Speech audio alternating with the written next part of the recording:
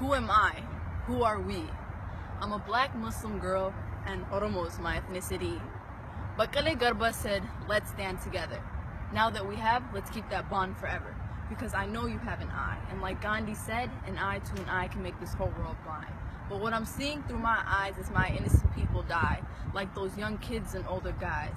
And it's such sad sight, such sad memory. We protested from Minnesota all the way to DC and those other states in between. But now we're waiting for the US to help us on this road to becoming free.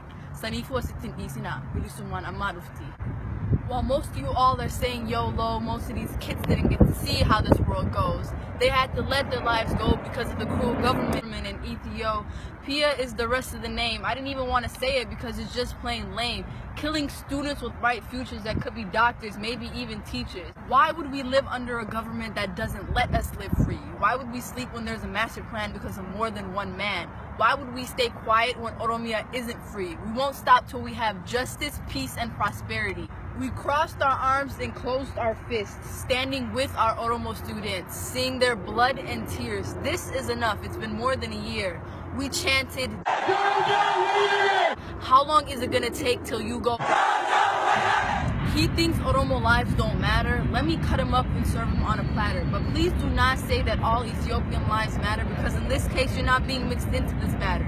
You're not the one worrying whether or not you'll still have your brother, your sister, or your father. All because TPLF are killing my people left and right, day and night like it's normal. Families losing their loved ones while we're unarmed and they're out here with machine guns.